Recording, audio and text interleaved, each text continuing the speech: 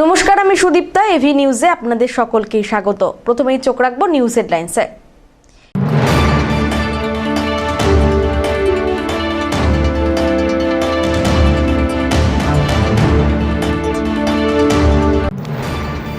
অমৃত ভারত প্রকল্পে নতুন সাজে জলপাইগুড়ি রোড ও হলদিবাড়ি স্টেশন ভার্চুয়ালি উদ্বোধন প্রধানমন্ত্রী নরেন্দ্র মোদীর।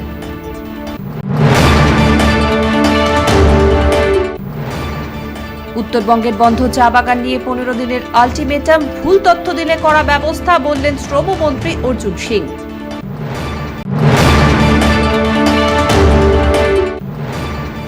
ইকো ট্যুরিজম হাব থেকে রাজনৈতিক কাগজপত্র উদ্ধার, তদন্তে প্রশাসন।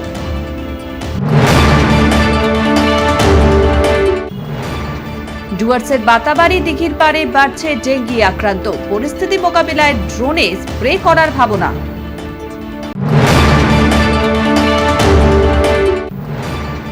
হাঁসখোয়া চা বাগান খুনকাণ্ডে বড় সাফল্য, মৃতের স্ত্রী সহ গ্রেফতার 5।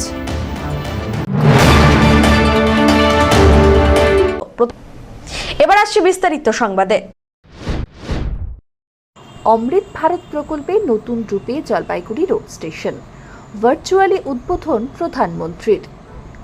অমৃত ভারত প্রকল্পের অধীনে উত্তরবঙ্গের গুরুত্বপূর্ণ জলপাইগুড়ি রোড রেল স্টেশনের নবনির্মিত পরিকাঠামোর ভার্চুয়ালি উদ্বোধন করলেন প্রধানমন্ত্রী নরেন্দ্র মোদী। একই সঙ্গে পশ্চিমবঙ্গের আরও কয়েকটি আধুনিকীকরণ করা রেল স্টেশনেরও উদ্বোধন করা হয়। তিস্তা নদীর পাড়ে অবস্থিত জলপাইগুড়ি রোড স্টেশন উত্তর পূর্ব ভারতের সঙ্গে রেল যোগাযোগের অন্যতম গুরুত্বপূর্ণ কেন্দ্র। আধুনিকীকরণের পর স্টেশনটি নতুন রূপে সেজে উঠেছে। সন্ধ্যা নামলেই স্থানীয় বাসিন্দাদের পাশাপাশি ডুয়ার্সে বেড়াতে আসা পর্যটকদেরও ভিড় লক্ষ্য করা যাচ্ছে। উদ্বোধনী অনুষ্ঠানে উপস্থিত ছিলেন কেন্দ্রীয় মন্ত্রী সুকান্ত মজুমদার এবং রাজ্যের মন্ত্রী অর্জুন সিং। অনুষ্ঠানে বক্তব্য রাখতে গিয়ে সুকান্ত মজুমদার বলেন, নরেন্দ্র মোদীর নেতৃত্বে কেন্দ্র সরকার রেল পরিকাঠামোর উন্নয়নে বিশেষ গুরুত্ব দিয়েছে। তার দাবি, শুধু বড় শহরের স্টেশন নয়, জলপাইগুড়ি হলদিবাড়ির মতন প্রান্তিক রেল স্টেশনের উন্নয়নেও বর্তমান সরকার সমান গুরুত্ব দিয়েছে। এদিন তিনি আরও বলেন, পশ্চিমবঙ্গে প্রথম হাইড্রোজেন চালিত রেল ইঞ্জিনের সূচনার মাধ্যমে প্রধানমন্ত্রী নরেন্দ্র মোদী রেল ব্যবস্থায় এক নতুন অধ্যায়ের সূচনা করেছেন বলেও তিনি মন্তব্য করেন। দেখুন, আজকে অত্যন্ত আনন্দের দিন। মাননীয় প্রধানমন্ত্রীর নেতৃত্বে আজকে গোটা ভারতবর্ষের 75টি অমৃত ভারত স্টেশন শুভ উদ্বোধন হতে চলেছে।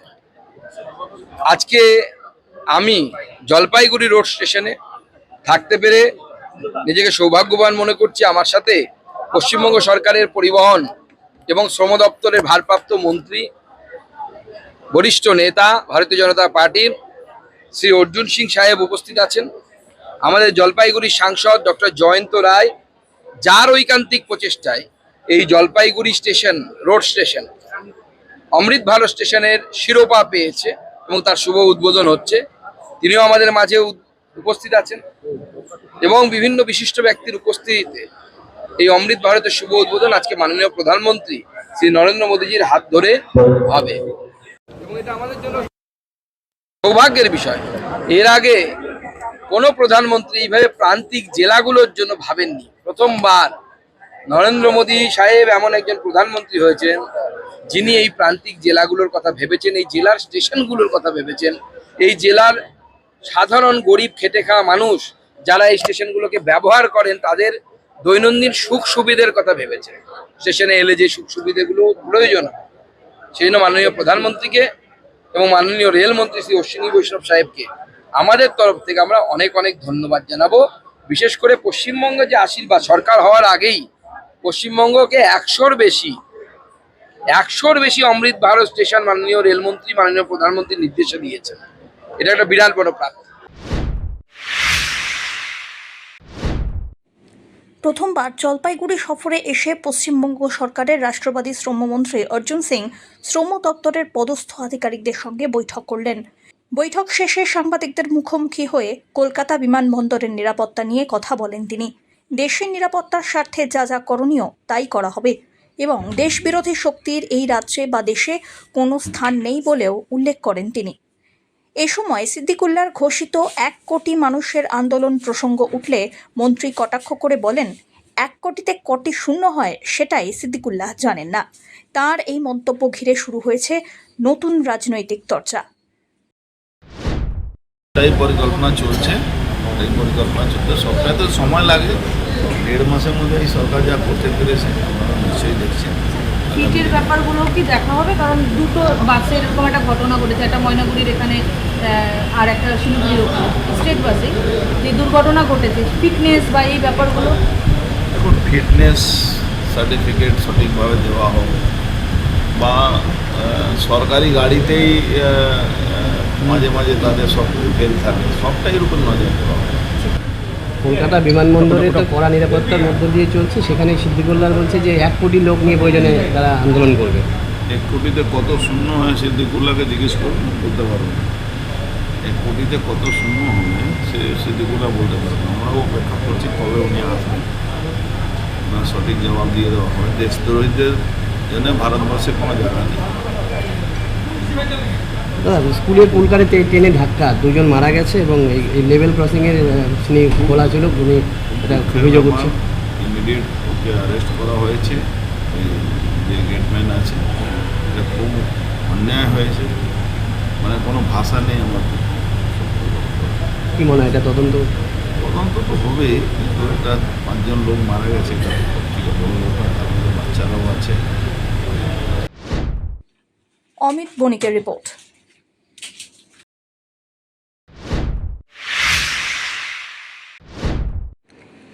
উত্তরবঙ্গের বন্ধ চা বাগান সংক্রান্ত সঠিক তথ্য আগামী 15 দিনের মধ্যে জমা দেওয়ার নির্দেশ দিয়েছেন রাজ্যের শ্রমমন্ত্রী তথা পরিবহন মন্ত্রী অর্জুন সিং।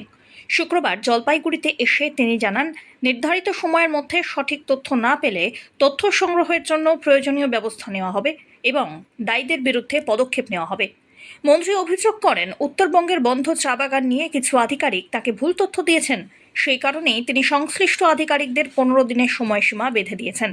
তার কথায়, নির্ভুল তথ্য না এলে প্রশাসনিক ব্যবস্থা নেওয়া হবে। এদিন তিনি আরও বলেন, প্রভিডেন্ট ফান্ড অর্থাৎ পিএফ দপ্তরে দীর্ঘদিন ধরে অনিয়ম চলছে। সেই পরিস্থিতির পরিবর্তন জরুরি। বিষয়টি ইতিমধ্যে কেন্দ্রীয় মন্ত্রীর নজরে আনা হয়েছে। তার দাবি, খুব শীঘ্রই কেন্দ্রীয় মন্ত্রী রাজ্যে এসে বিষয়টি পর্যালোচনা করবেন। অর্জুন আরও অভিযোগ করেন, শুধু কিছু আধিকারিকই নন, কয়েকজন স্থানীয় ইউনিয়ন নেতাও এই অনিয়মের সঙ্গে জড়িত। এছাড়াও পরিবহন সংক্রান্ত বিষয়ে তিনি জানান, 15 বছরেরও বেশি পুরনো বাস ধাপে ধাপে রাজ্যের রাস্তা থেকে তুলে নেওয়ার পরিকল্পনা আছে। মন্ত্রীর এই মন্তব্যের পর উত্তরবঙ্গের বন্ধ চা বাগান শ্রমিকদের সমস্যা আর প্রশাসনিক ভূমিকা নিয়ে নতুন করে রাজনৈতিক আর প্রশাসনিক মহলে আলোচনা শুরু হয়েছে। তার সঙ্গে সঙ্গে যখন এসছি তখন ট্রান্সপোর্ট ডিপার্টমেন্টের একটা মিটিং নিয়ে নিলাম, সব আরটিওদের সঙ্গে বসে কথা বল, কি সমস্যা কিভাবে ঠিক করা যায়, কি পরিকল্পনা করা যেতে পারে। পুরো ডিপার্টমেন্টটাকে কন্টেক্সচুয়াল বানিয়ে রেখে দিয়েছে, কারো কোনো দায়িত্ব নেই, কোনো দায়িত্ব ছাড়াই সবাই কাজ করে যাচ্ছে। এইসব সমস্যা আছে, এটা নিয়ে সব উপরে কথা বলতে হবে। আমার পরিকল্পনা অনেক কিছু আছে, নর্থ বেঙ্গল থেকে সাউথ বেঙ্গল সব জায়গা প্যারালালি সিস্টেমটা ডেভেলপ হবে, সরকারিও সিস্টেম ডেভেলপ হবে। তার সঙ্গে সঙ্গে ভালো যদি কেউ আরো ইন্টারেস্টেড হয় তাহলে সেই বাসগুলো আনা হবে। আমার মনে হয়েছে প্রপোজাল চলে গেছে ফাইন্যান্সের কাছে, খুব শীঘ্রই ওটার উপরে কাজ শুরু হবে। কর্মী তো একটা বড় সংকট এখানে রয়েছে ইনভেস্টেশন। কর্মী নিয়োগ তো বললাম না, সবটাই কন্টেক্সচুয়াল আছে। কন্টেক্সচুয়ালকে তার তো কোনো লাইবিলিটি থাকে না। দেখছি আমরা আমাদের ফাইন্যান্সিয়াল বার্ডেন কতটুকু এলাউ করবে। যদি কন্টেক্সচুয়াল হয় তারও কোনো একটা দায়িত্ব মানে অ্যাকাউন্টেবিলিটি থাকা দরকার আছে। উইদাউট অ্যাকাউন্টেবিলিটি কন্টেক্সচুয়াল বসিয়ে দেওয়া হচ্ছে। চা বাগান ঘিরে একটা বার্তা দিয়েছিলেন যে বন্ধ চা বাগান ঘিরে একটা কড়া বার্তা 1 মাসের মধ্যে ইনিশিয়েটিভ দিতে হবে। পরিবহন দপ্তরে এরকম কোনো আধিকারিকদের বার্তা দিচ্ছেন? দেখুন, অলরেডি আমরা অনেকজনকে ট্রান্সফার, অনেক দুটো লোকে পুরুলিয়াতে সাসপেন্ডও করেছি। বার্তা স্পষ্ট আছে, বা ঠিক হয়ে যাও না ঠিক করে দেওয়া যাবে।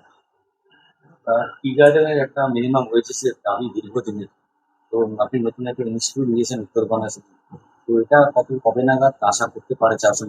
হয়ে যাবে, খুব শীঘ্রই হবে, আপনি দেখতে পারবেন। মিনিমাম ওয়েজেস তো যা গভর্নমেন্ট অফ ইন্ডিয়া ঠিক করেছে, আমরাও পার্টিসিপেট করব সেটা নিয়ে। প্লাস জি রামজিতেও অনেকগুলো তাদের সুযোগ সুবিধা শ্রমিকদের করব। দেখুন, কিছু অসাধু শক্তি আছে এখানে যারা পিছন থেকে কাজ করছে। তারা পিএফ দিচ্ছে না, ওয়েজেস দিচ্ছে না, গ্র্যাচুইটি দিচ্ছে না, তারা শ্রমিককে শ্রমিক মানে না, তারা ওই ইলিগাল আরো কিছু আছে লোকেরা, ওই ইউনিয়নের লোকেরাও আছে যারা ওই লোকাল ইউনিয়ন ফিউনিয়ন বানিয়ে রেখে দিয়েছে, তারা আবার এদের সঙ্গে হাতে হাত মিলিয়ে শ্রমিকদের উপরে বুলডোজার চালাচ্ছে, এটাও আছে। পিএফ দপ্তর থেকে এফআইআর করা হলেও কিন্তু কোনো স্টেপ হয় না। গত সপ্তাহে একটা এফআইআর চালানো। পিএফ দপ্তর কিছু আছে ঘুঘুর বাসা, তার উপরে নজর পিএফ উপরে আছে নজরদারি আমাদের। আমরা সেন্ট্রাল গভর্নমেন্টকেও বলেছি, আমাদের মিনিস্টার আসছেন খুব শীঘ্রই, টেক্সটাইল মিনিস্টার, আর পিএফ ডিপার্টমেন্টের লেবার মিনিস্টারকে আমরা বলেছি, এটা আছে। দাদা, একটা শেষ প্রশ্ন, সেটা হচ্ছে উত্তরকন্যাতে যে রিপোর্ট দেওয়া হয়েছিল আপনাকে, কোনো আধিকারিক যে রিপোর্ট দিয়েছিলেন বন্ধ চা বাগান নিয়ে একটা তথ্যে গোলমাল ছিল, সেটা আপনি মিটিংয়েও বলেছিলেন, আমরা খবর পেয়েছি যে আপনাদের কাছে রিপোর্ট ঠিক থাকে না। তো এটা তুই মনে হচ্ছে কি একাংশের 15 দিন সময় দেওয়া হয়েছে। 15 দিনের মধ্যে তথ্য না সঠিক আসে, এটা যেভাবে সঠিক আসবে সেটা দেখেন। শিলিগুড়ি মহকুমার হাঁসখোয়া চা বাগানের 9 নম্বর সেকশন থেকে গলাকাটা অবস্থায় এক যুবকের দেহ উদ্ধারের ঘটনায় বড় সাফল্য পেল বাগডোগরা থানার পুলিশ। তদন্তে নেমে মৃতের স্ত্রী টুম্পা ঘোষ ওরফে মুমিনা বেগম সহ মোট 5 জনকে গ্রেফতার করা হয়েছে। পুলিশের প্রাথমিক তদন্তে জানা গিয়েছে মৃতের স্ত্রীর সঙ্গে সুদীপ পালের বিবাহ বহির্ভূত সম্পর্ক ছিল বলে অভিযোগ। সেই সম্পর্কের জেরেই সুদীপ পাল, বাপি রায়, নিতাই পাল ও কাশীনাথ পাল ওরফে পাতানু সহ আরও কয়েকজনকে নিয়ে ওই যুবককে খুনের পরিকল্পনা করা হয় বলে পুলিশের দাবি। মঙ্গলবার সকালে চা শ্রমিকরা বাগানের 9 নম্বর সেকশনে দেহটি দেখতে পেয়ে পুলিশে খবর দেন। খবর পেয়ে ঘটনাস্থলে পৌঁছে পুলিশ মৃতদেহ উদ্ধার করে উত্তরবঙ্গ মেডিকেল কলেজ ও হাসপাতালে ময়না তদন্তের জন্য পাঠায়। তদন্তে ডগ স্কোয়াডও নামানো হয়। ধৃতদের জিজ্ঞাসাবাদে বেশ কিছু গুরুত্বপূর্ণ তথ্য মিলেছে বলে পুলিশ সূত্রে জানা গিয়েছে। খুনের ঘটনায় আরও কারো যোগ রয়েছে কিনা তা খতিয়ে দেখছে বাগডোগরা থানার পুলিশ। সব্যসাচী মজুমদারের রিপোর্ট, এভি নিউজ।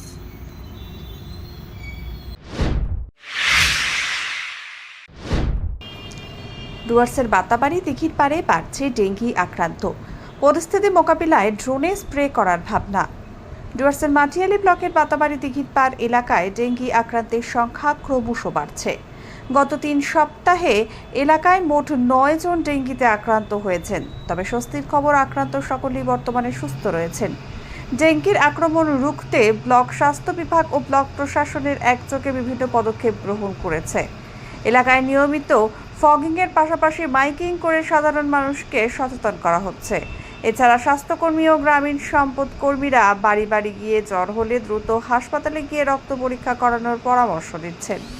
জমে থাকা জল পরিষ্কার রাখা, মশারি ব্যবহার সহ ডেঙ্গি প্রতিরোধে প্রয়োজনীয় স্বাস্থ্যবিধি মেনে চলার আহ্বান জানানো হচ্ছে। পরিস্থিতি আরও কার্যকরভাবে নিয়ন্ত্রণে আনতে আক্রান্ত এলাকায় ড্রোনের মাধ্যমে মশা নিয়ন্ত্রণে স্প্রে করার বিষয়েও প্রশাসন চিন্তাভাবনা করছে। ইতিমধ্যে এলাকা পরিদর্শন করেছেন মাটিয়ালি ব্লকের বিডিও সুমন্ত ভৌমিক এবং ব্লক স্বাস্থ্য আধিকারিক বিশ্বজিৎ সরকার। পাশাপাশি নাগরাকাটা বিধানসভার বিধায়ক পুনা ভেংরাও বাতাবাড়ি দিঘির পাড়ে গিয়ে আক্রান্তদের পরিবারের সঙ্গে কথা বলেন। তিনি প্রশাসনকে নির্দেশ দিয়েছেন যাতে দ্রুত প্রয়োজনীয় ব্যবস্থা গ্রহণ করে ডেঙ্গি সংক্রমণ নিয়ন্ত্রণে রাখা যায় এবং পরিস্থিতি কোনোভাবেই নিয়ন্ত্রণের বাইরে না চলে যায়। এখানে আমাদেরকে খবর পাওয়া গেছে যে এখানে ডেঙ্গুর একটু মাত্রাটা বেশি। তো ভিডিও সাহেব আমাকে খবর দিয়েছে, তারপরে আমরা ভিডিও সাহেব আর যে টিম এখানে কাজ করে সবাইকে নিয়ে আসছি। আজকে এখানে আমাদের প্ল্যানিং ছিল যে ড্রোন দিয়ে আমরা 2টা মানে পুরো এলাকায় ছিটাবো, কিন্তু কোনো কারণে ড্রোনটা একটু ডিস্টার্ব হয়ে গেছে, আজকে হয়তো পারলো না, অন্যদিন এটা হবে। তো এলাকায় একটু ডেঙ্গুগ্রস্ত এলাকার মধ্যে একটু পরবর্তী হচ্ছে, সেই জন্য লোকরা আগে জাগরুক করার জন্য আমরা আস্তে আস্তে বাড়ি বাড়ি গিয়ে বললো যে কী করতে হবে এসব হলে। সেটাই জন্য আসতেই পারে, সেই সবকে কন্ট্রোল করা আমাদের দায়িত্ব। আর ওখানে দিনের মধ্যে কী ডেঙ্গু আছে, কী ম্যালেরিয়া আছে বোঝাও যায় না, কী টাইফয়েড আছে অনেক রকম বেমারি এখন পয়দা হতেছে। আমাদের ডাক্তারবাবুরা আগে বোঝা মুশকিল হয়ে যেত কী বেমারি আছে, কিন্তু এখন যে যা হতেছে ওখানে আমরা মানে সব জায়গা মানে আমাদের প্রশাসন মানে আমাদের ডাক্তারবাবুরা সবাই মানে আছে, নজর রাখিয়েছে, যেখানে হতেছে আমরা পৌঁছে দিচ্ছি যে আমি এটাতে আগে না পড়ি। সব্যসাচী মজুমদারের রিপোর্ট, এভি নিউজ।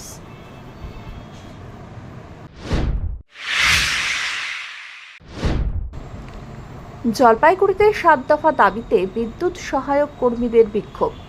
WPACDCL-কে স্মারকলিপি। 7 দফা দাবিকে সামনে রেখে পশ্চিমবঙ্গ রাজ্য বিদ্যুৎ সহায়ক কর্মী ইউনিয়নের উদ্যোগে শুক্রবার বিক্ষোভ কর্মসূচি ও স্মারকলিপি প্রদান অনুষ্ঠিত হয়।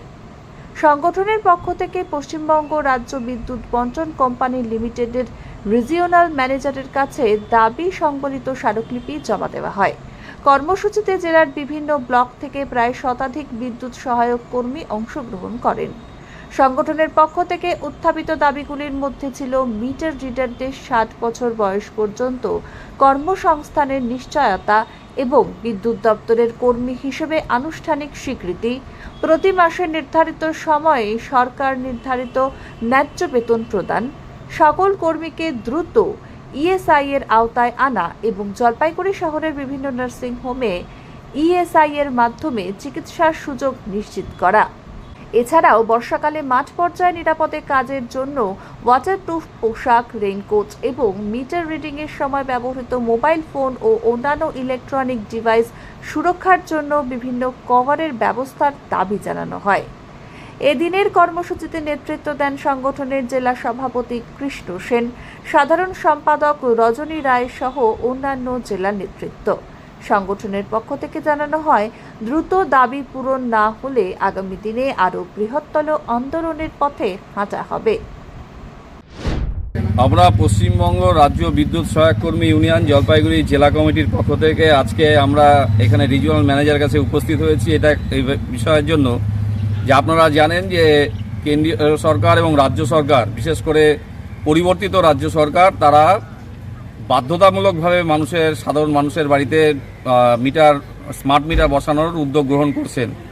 এই স্মার্ট মিটার বসাতে গেলে পরে সবচেয়ে আগে যাদের কাজ চলে যাবে সেটা হচ্ছে যারা মিটার রিডিং নেন, আপনার বাড়িতে বাড়িতে গিয়ে, সবার বাড়িতে গিয়ে সেই স্মার্ট মিটার আজকে তারা দীর্ঘ কারো 15 বছর, কারো 20 বছর ধরে তারা কাজ করছেন এই ডিপার্টমেন্টে।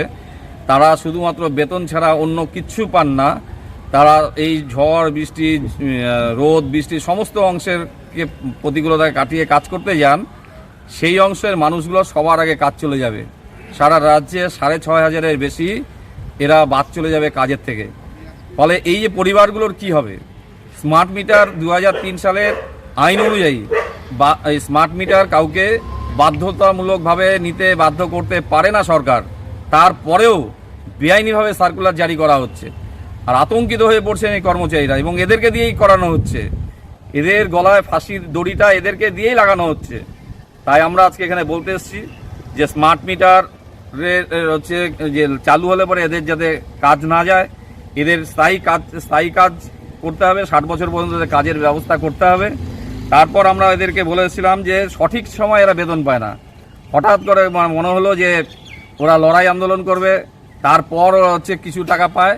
প্রত্যেক মাসে 10 তারিখের মধ্যে এবং 7 তারিখের মধ্যে টাকা দেওয়া যে বাধ্যতামূলক আইন, বেশিরভাগ ঠিকাদার সেটা মানেন না। ফলে তারা বেতনগুলো পাচ্ছেন না ঠিক টাইমে, অল্প বেতন, সেই বেতনটাও পাচ্ছেন না। পাশাপাশি হচ্ছে যে ওনাদের ইএসআই একটা আছে যার মাধ্যমে ওরা চিকিৎসা পেতে পারে, কিন্তু ইএসআই এর ক্ষেত্রে দেখা যায় এদের ইএসআই টাকা কাটা হচ্ছে। ইএসআই একটা নাম্বার আছে, কিন্তু ইএসআইয়ের জন্য যে কার্ড দরকার পরিবারকে নিয়ে, সবাইকে নিয়ে, সেই কার্ড এদের কাছে নেই। জলপাইগুড়ি জেলা এত বড় একটা জেলা, এই জেলাতে একটা ইএসআই হাসপাতাল নেই, ইএসআইয়ের সঙ্গে টাই আপ হওয়া একটা কোনো নার্সিংহোম নেই, কোনো হাসপাতাল নেই। ফলে এদের চিকিৎসার জন্য সেই আমাদের দূর দূরান্ত থেকে তাদের ফুলবাড়ি যেতে হয় এবং ফুলবাড়ির পরিকাঠামো এত দুর্বল যে ওখানে সবাইকে পরিষেবা দেওয়ার মতন সুযোগ তাদের নেই। ফলে আমরা বলছি জলপাইগুড়ি জেলার কোনো একটা নার্সিংহোমের সঙ্গে যে সেখানে হচ্ছে এই ইএসআই চালু করতে হবে। সব্যসাচী মজুমদারের রিপোর্ট, এভি নিউজ।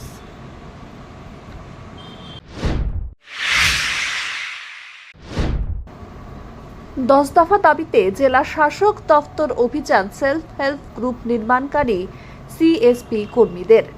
10 দফা দাবিকে সামনে রেখে জেলা শাসকের দফতরে বিক্ষোভ ও স্মারকলিপি প্রদান করলেন সেলফ হেল্প গ্রুপ নির্মাণকারী সিএসপি কর্মীরা।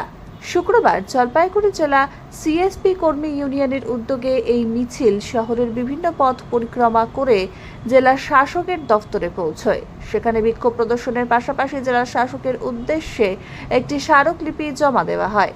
কর্মীদের মূল দাবি দীর্ঘদিন ধরে কাজ করলেও তাদের স্থায়ী চাকরির স্বীকৃতি দেওয়া হোক এবং অন্যান্য ন্যায্য অধিকার নিশ্চিত করা হোক। পাশাপাশি প্রতি মাসে নির্দিষ্ট সময়ে অনারিয়ামের অর্থ প্রদানের দাবিও তুলে ধরেন তারা। এই প্রসঙ্গে সিএসপি কর্মী সোমা দে বলেন, তাদের অন্যতম দাবি হল প্রতি মাসে নির্দিষ্ট সময়ে অনারিয়ামের অর্থ প্রদান করা। গ্রুপ গঠন করা থেকে গ্রুপের সমস্ত রকম কাজের দায়িত্ব আমাদের। আমরা গ্রুপগুলো তৈরি করা থেকে ব্যাংকের লোন থেকে যার ওনাদের খাতাপত্র দেখা রক্ষণাবেক্ষণ সব কিছু আমরাই করে দিই। মানে আমরা বলতে আমরা সিএসপি কর্মীরা। আমাদের অঞ্চলে আমাদের সঙ্গে 3 জন সিএসপি কর্মী আছে। প্রত্যেকটা সঙ্গেরই একই সিস্টেম, 3 জন করেই সিএসপি কর্মী আছে। আমাদের মূল দাবি হচ্ছে আমরা বিগত 15 বছর থেকে কাজ করে যাচ্ছি। আমাদের অনারিয়াম যেটা হয় কোয়ার্টারলি হয়, সেই অনারিয়ামটা আমাদের সংঘের অ্যাকাউন্টে ঢোকে, আর সেটাও মানে অনেকটা ডিলে হয়। সব যে কোনো ব্যাপারে ডিলে হয়, 6 মাস 9 মাসও হয়ে যায় আমাদের অনারিয়ামটা পেতে। তো আমরা চাইছি যে আমাদের মূলত একটাই দাবি, আমাদের সংগঠনের একটাই দাবি যে আমাদের অনারিয়ামটা যেন সঠিক সময়ে আমাদের অ্যাকাউন্টে নিজস্ব অ্যাকাউন্টে দেওয়া হয়। আর আমাদের জেলায় কত সংখ্যা রয়েছে? 233 জন আমরা আছি। শুধু কি আপনাদের অনারিয়াম আমাদের স্থায়ীকরণ, আমরা তো চুক্তিভিত্তিক সরকারের আন্ডারে, কিন্তু চুক্তিভিত্তিক আমাদের হচ্ছে কন্ট্রাকচুয়াল আমরা কর্মী। আমরা মূলত আজকে 9টি ব্লকের কর্মীরা একত্রিত হয়েছি। ডিএম সাহেবের কাছে আমরা যাচ্ছি। আমাদের যে 10 দফা দাবি আছে সেই দাবিগুলো ওনার কাছে জানানোর জন্য। অমিত বণিকের রিপোর্ট, এভি নিউজ।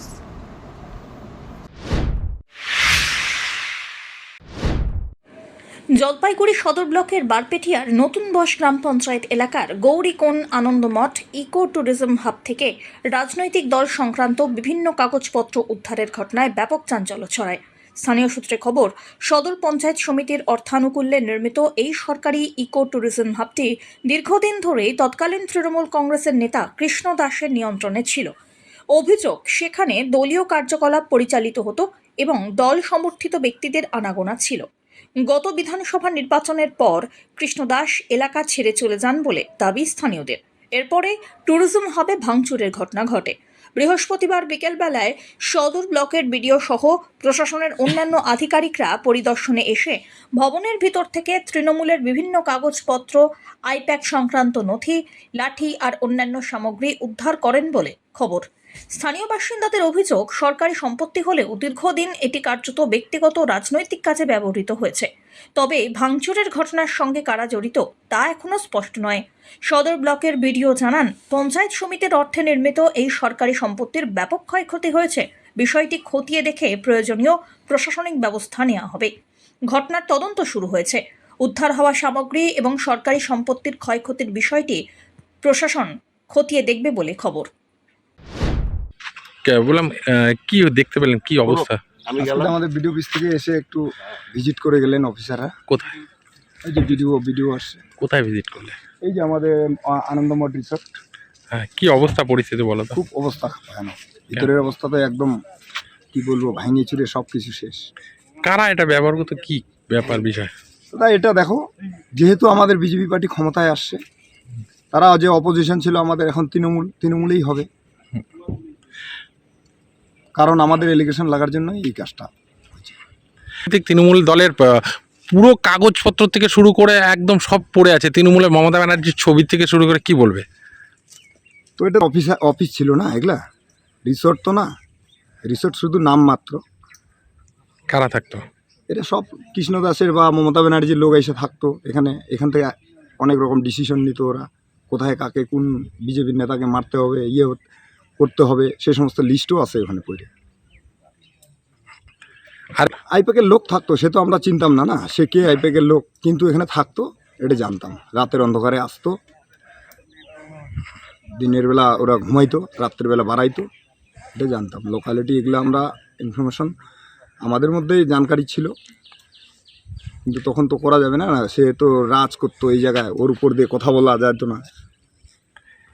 কৃষ্ণ দাসের দখলেই ছিল, তারই স্টাফ থাকতো এখানে। এটা কি সরকারি? তো সরকারি। তা কৃষ্ণ দাস কি করে থাকে? না, টোটাল 12 পাটিয়াটা কেন, কয়েকটা অঞ্চল মিলে ওনার হাতে থাকতো। এখানে তো আমরা জানি এটা সরকারি প্রপার্টি। তো মানে বিগত যে 2024 সালে ভোটের পরে এইখানে মোটামুটি আমাদের কৃষ্ণ রাজ চলতো। এইখানে তোমার কৃষ্ণর গুন্ডা বাহিনী ছিল, এখানে কিছু অস্ত্র পাওয়া গেছে। আমরা আজকে দেখলাম এখানে একটা লিস্ট আছে, যেটা হচ্ছে মানে 2024 সালে আমাদের যে লোকসভা ভোট হয়েছিল তার একটা লিস্ট আছে এখানে। আমরা অবাক হয়ে যাচ্ছি যে এখানে একটা অফিসিয়াল সিল মারা একটা কাগজ আমাদের এখানে পাওয়া গেছে। একটা না, অনেক, একাধিক। এইখানে আছে আমাদের মানে এমপি ডক্টর জয়ন্ত রায় আর নির্মল চন্দ্র রায়, সবাই এখানে আছে। তো এটা আসলো কোথার থেকে, এটা হচ্ছে আমাদের বক্তব্য। কি কি দেখো এখানে না প্রচুর কাগজ পাওয়া গেছে, কিন্তু কোনটা কি বলবো বলাই মুশকিল। মানে আরো যদি খুঁজি আরো পাওয়া যাবে। এটা হচ্ছে তোমার অ্যাসেম্বলির কাগজ। এটা হচ্ছে অ্যাসেম্বলির কাগজ, ফাইনাল রেজাল্ট, যেটা সিট মানে election to the house of the parliament constituency. মানে এটা টোটালি হচ্ছে আমাদের যে এই লোকসভা ভোট হয়েছে ওইটারই সে কাগজটা। এটা হচ্ছে তোমার ওই মানে ইকো ট্যুরিজম হাব গড়িকোণে অবস্থিত। এইখানে এই কাগজগুলো পাওয়া গেছে, যেটা আমরা জানি যে এটা সরকারি, কিন্তু এতদিন ধরে আমাদের কৃষ্ণ দাসের আন্ডারে ছিল। এইখানে আইপ্যাক কাজ করছিল। আর এখানে মূলত মানে সেভাবে বলতে পারবো না যে কারা ছিল বা কে ছিল। মানে এইখানে আমরা যেটা জানি দেখছি যে এই রিসেন্ট তোমার এই বিধানসভা ভোটে অনেক লোক ছিল এখানে।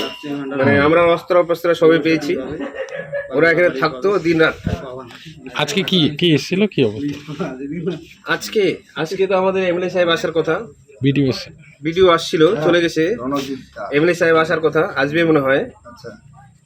আর এটা এই ট্যুরিজমটা মোটামুটি কে ভাঙচুর করেছিল ওটা বলতে পারবো না। কি অবস্থা ট্যুরিজমের বর্তমানে অবস্থা খুবই খারাপ। শেষ করবার আগে নিউজ হেডলাইন্স আরো একবার।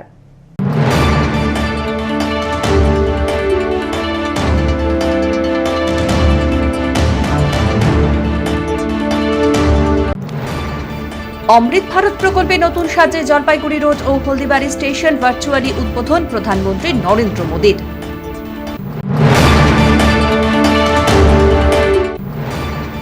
উত্তরবঙ্গের বন্ধ চা বাগান নিয়ে 15 দিনের আলটিমেটাম, ভুল তথ্য দিলে করা ব্যবস্থা বললেন শ্রমমন্ত্রী অর্জুন সিং।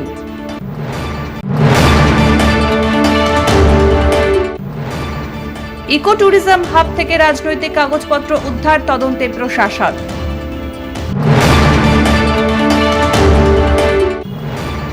ডুয়ার্সের বাতাবাড়ি দিঘির পাড়ে বাড়ছে ডেঙ্গি আক্রান্ত, পরিস্থিতি মোকাবিলায় ড্রোনে স্প্রে করার ভাবনা।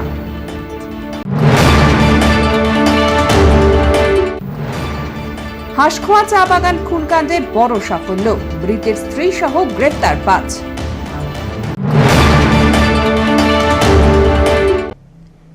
এখনকার মতন এভি নিউজ এ পর্যন্তই। পরবর্তীতে আসছি আরো সংবাদ নিয়ে, দেখতে থাকুন আমার ভিশন। নমস্কার।